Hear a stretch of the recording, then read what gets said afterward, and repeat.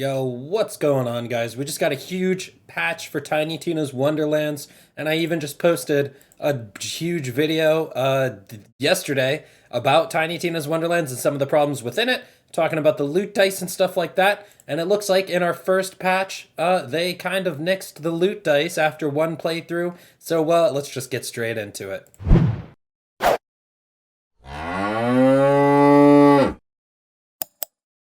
Alrighty, so we're going to go ahead and just go through all the patch notes today. Now, I read some of these, but not all of them. Mainly the first one being Lucky Dice, and they went ahead and just tagged Lucky Dice onto your profile instead of your character.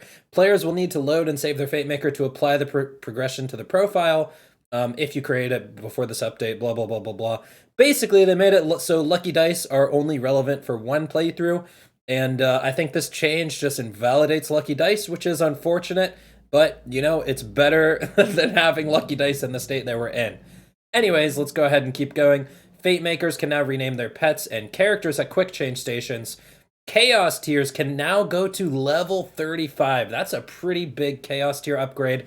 However, what I will say is that it is quite nice that instead of a level cap increase, we're just getting Chaos tier increases. I'm sure we'll get a level cap increase in this game at some point, but the fact that they're just going to increase Chaos tiers for now is much better. Primordial Gear will now appear starting at Chaos tier 35.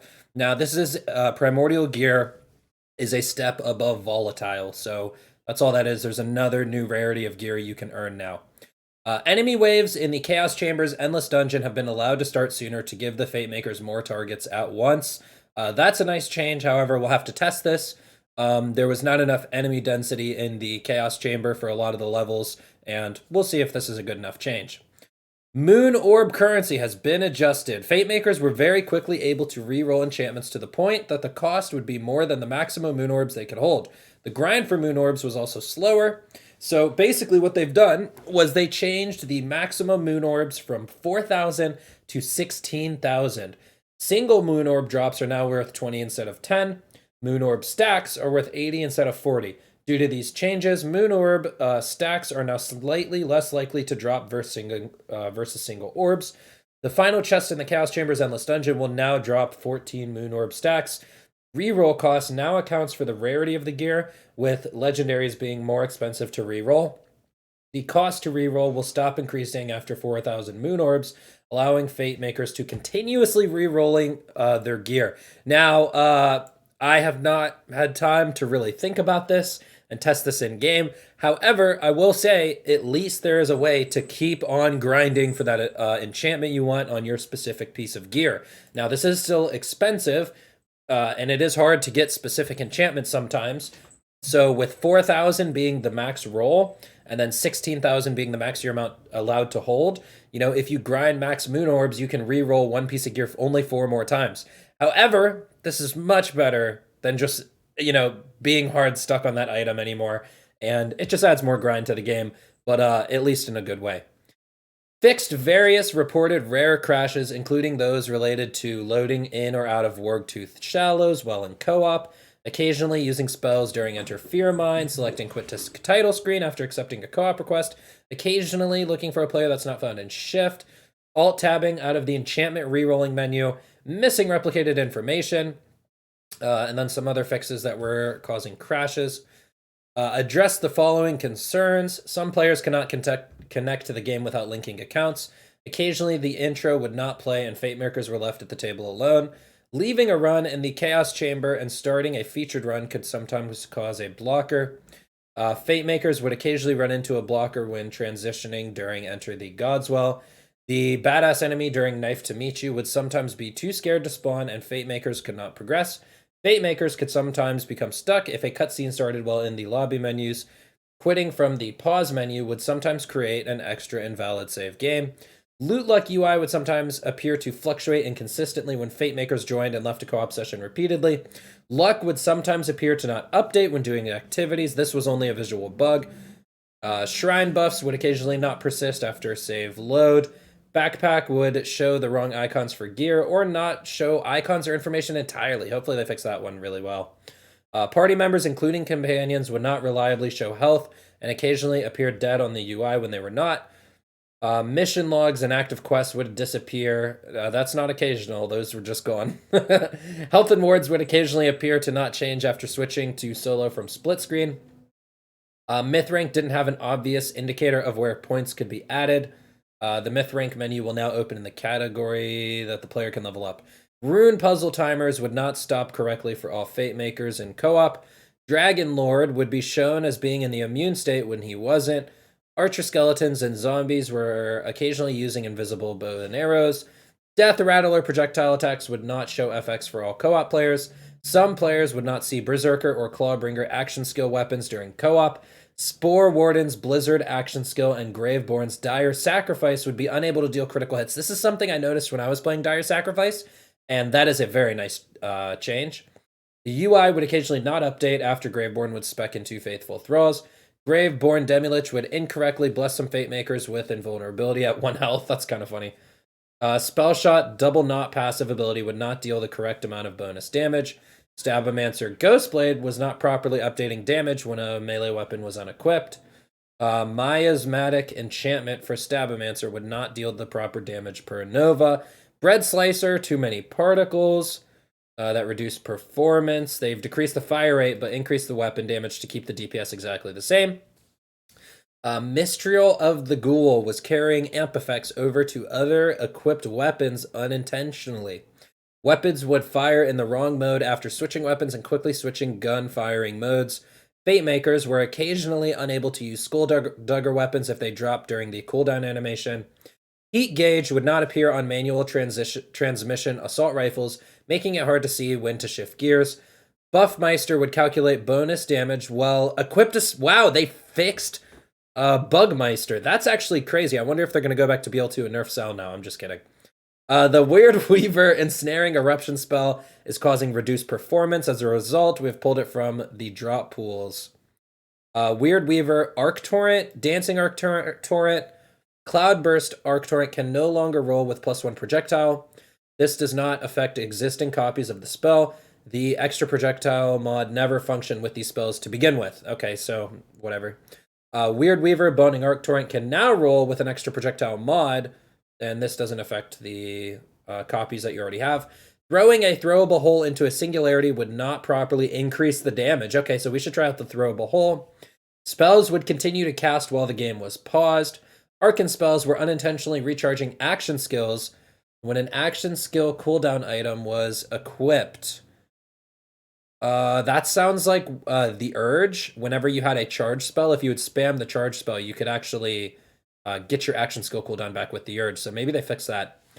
Switching between turtle wards would cause a visual bug where it appeared that the Fate Maker would return their base health. Action skill active. Enchantments would continue to persist for an additional period of time after activating. Dang, that one sucks because those enchantments are some of the best, and I enjoyed exploiting those on my Spore Warden. Gear would occasionally drop above the maximum level. Some gear would continue to appear locked once a player reached the level. Some Fate Makers would be unable to equip a ring after completing a quest. Fate Makers would experience temporary issues in the overworld after playing co-op. The Save Your Soul prompt would appear in the overworld if the player took enough damage before going into co-op. Certain overworld characters would sometimes not spawn. No obvious feedback for not being able to use the ping or photo mode options. Puddles of water were becoming too spicy. Thank God they toned that down. Although we'll have to try that to make sure it's still toned down enough. Only one sacred ground was present in a lot of the dungeons. Fate Maker should now always say C2. Melee bonus objectives in the Chaos Chamber Endless Dungeon would persist into the next room. Fate Makers were able to repeat Chaos Trial level 20, which was not intended. Well, that's kind of irrelevant considering it goes to 35 now. Occasionally, Queen Butt Stallion would continue to stand around if a Fate Maker reconnected after the game, or to the game after her buff was claimed. The Desert Aspect boss would appear invisible or as a purple light. Chaos Chamber was showing the only matchmaking option in the social menu. This is tiring because some of the actual balance changes in the game, like fixing Bugmeister, were in here, so we gotta read all of these. Fate Makers could quit Chaos Chambers from the menu while in multiplayer we added a countdown timer for all the players. A visual bug was causing Chaos Chamber blessings and curses to appear duplicated. Actually, I noticed that one. That was kind of weird. Travel countdowns would not consistently display for all Fate Makers at the Chaos Chamber. Thank you. Countdown timer would not appear during item trading. Fate Makers and co-op were occasionally unable to sell all junk twice in a row at the Mystical Magic's vending machine. Shift display name would occasionally not update after renaming.